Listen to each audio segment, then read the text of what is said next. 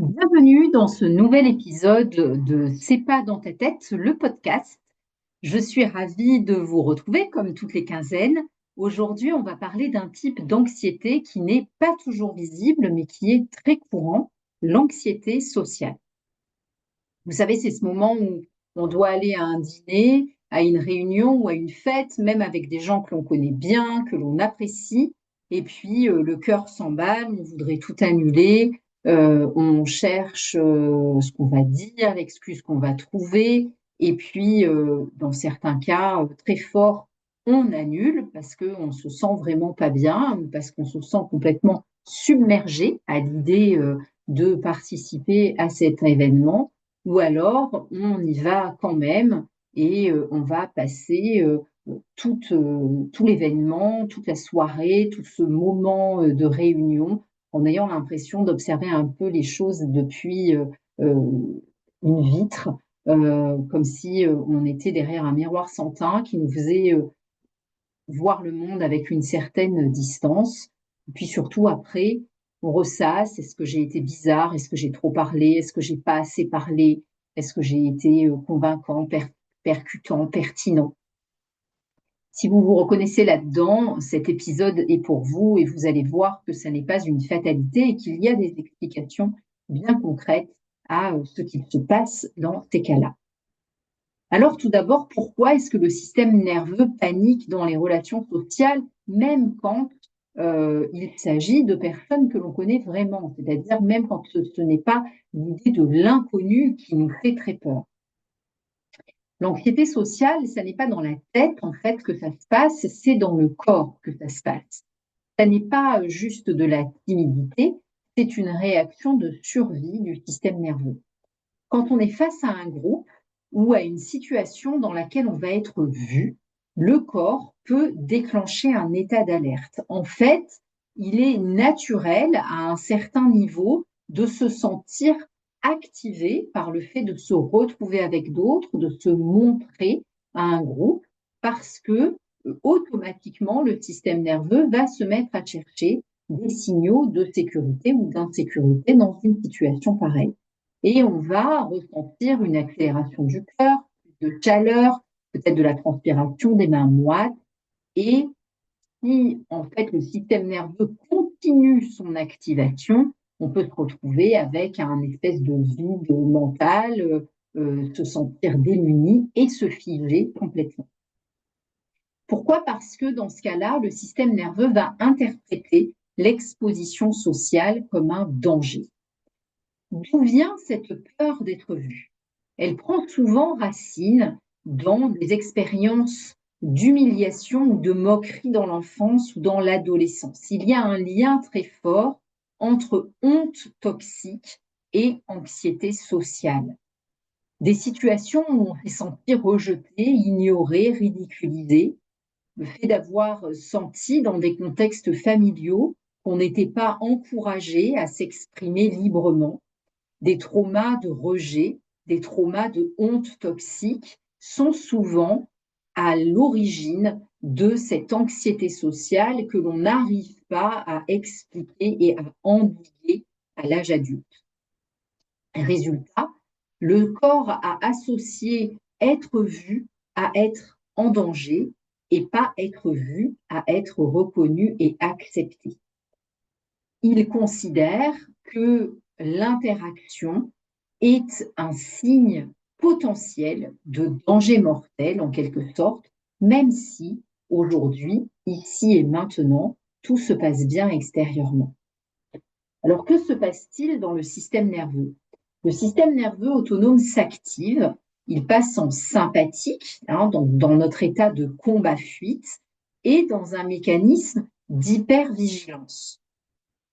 Si cette activation sympathique reste à ce stade-là, on va analyser les regards, les silences, les réactions, parler, réagir, agir et peut-être se poser la question à la fin de la soirée, est-ce que j'en ai pas trop fait?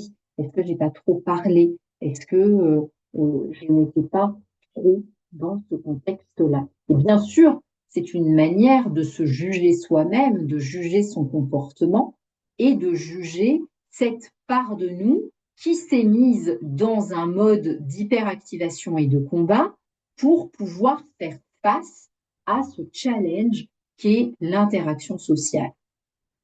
Si l'hyperactivation continue, prend des proportions telles que le système nerveux finit par se sentir submergé, eh bien, ça peut être le grand blanc, le silence, une forme de dissociation, avoir l'impression qu'on n'entend pas vraiment les questions qu'on nous pose, un grand blanc au moment de prendre la parole, c'est le figement pour essayer de rester en sécurité coûte que coûte.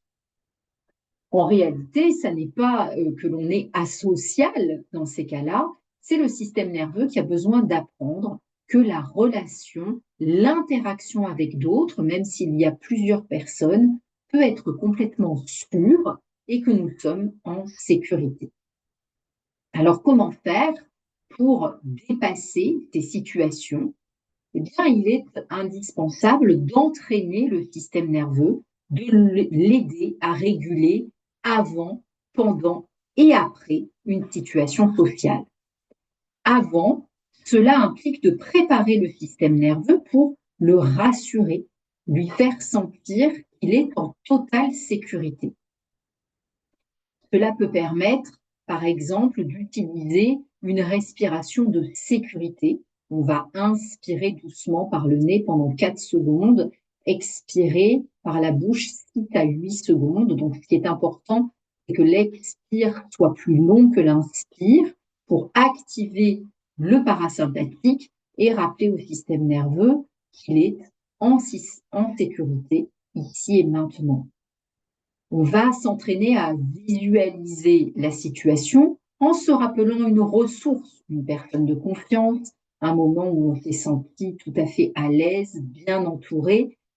Se rappeler que nous avons survécu à chaque fois à ces interactions sociales et qu'aujourd'hui, nous avons les ressources et la capacité de faire en sorte que cela se passe bien.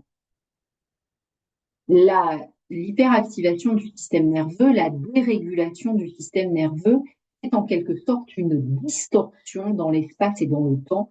C'est-à-dire le système nerveux oublie qu'il est ici et maintenant, qu'on est adulte et qu'on a la capacité à réagir, à se défendre et à être en lien avec des personnes que l'on choisit en se sentant en sécurité. Il se transporte en quelque sorte dans tes sensations passées et c'est ça qui nous fait nous mettre en état d'alerte très très fort dans certaines situations.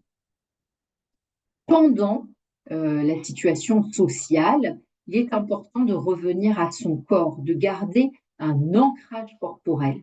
Donc, par exemple, à un repas, à un dîner, sentir que l'on est bien installé sur sa chaise et pas sur le bout des fesses au bord de la chaise. Prendre le temps de s'installer, d'appuyer le dos sur le dossier de sa chaise, les avant-bras sur les accoudoirs s'il y en a.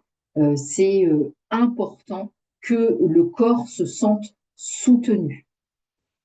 Un exercice peut consister dans le fait de prendre un point d'appui discret en appuyant fermement les pieds, un pied dans le sol, en appuyant les doigts contre sa cuisse, en sentant la texture des vêtements, la température, un son particulier auquel on peut s'attacher et que l'on trouve plus agréable. Cela permet de reconnecter le corps ici et maintenant et pas de tourner en boucle dans l'histoire de « je suis en danger ». Autre petite astuce, si on sent que l'angoisse monte, on peut utiliser l'orientation.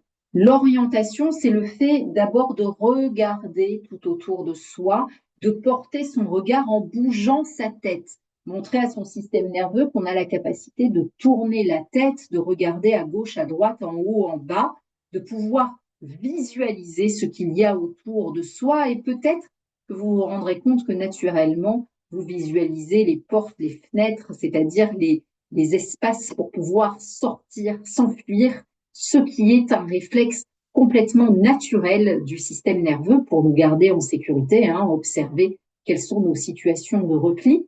Et puis, une fois que c'est fait et que peut-être on a visualisé la porte, la fenêtre, l'endroit où il y a moins de monde, prendre le temps d'observer une chose que l'on trouve joli, que l'on trouve agréable, un son que l'on trouve agréable, c'est-à-dire repérer les ressources que l'on a dans notre environnement ici et maintenant.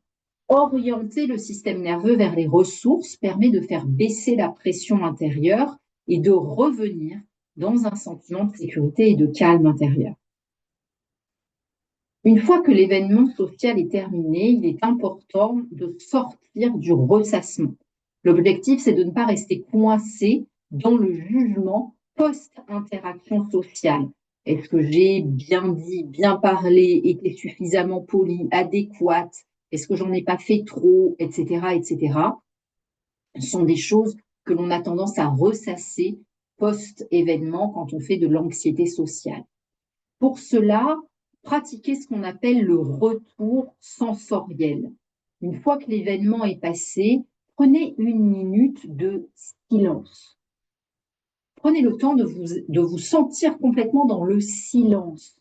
Revenez à ce que vous voyez, ce que vous entendez, ce que vous ressentez. C'est un autre exercice d'orientation. Je porte mon attention sur 5 choses que je vois, 3 choses que j'entends, 3 choses que je ressens. Ça permet au système nerveux de revenir ici et maintenant et pas de laisser le mental tourner en boucle pendant des heures, des jours et ressasser l'événement après.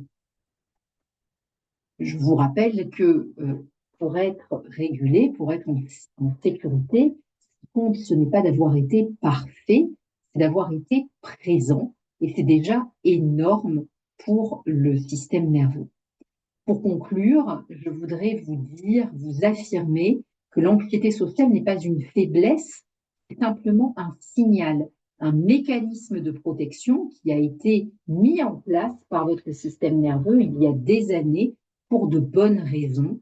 Et ça se dénoue, ça se guérit en travaillant sur la régulation de son système nerveux. Aujourd'hui, on peut apprendre à rééduquer son système nerveux, quel que soit son âge, parce qu'il est plastique, il est résilient et l'anxiété n'est jamais une condamnation à vie. Vous avez le droit de créer des expériences relationnelles sûres et vous n'avez pas à le faire seul. C'est pour ça qu'il est si important de se faire accompagner par un coach ou par un thérapeute formé à la régulation du système nerveux quand on veut progresser sur ce chemin-là. Merci infiniment d'avoir écouté cet épisode. N'hésitez pas à me poser vos questions en commentaire ou en envoyant un message par mail ou sur Instagram. Je suis toujours ravie de répondre à vos questions. Laissez 5 étoiles d'appréciation au podcast, c'est tellement important pour le faire connaître et pour le faire rayonner. Je vous remercie pour votre écoute. Et je vous dis à bientôt pour un nouvel épisode de C'est pas dans ta tête.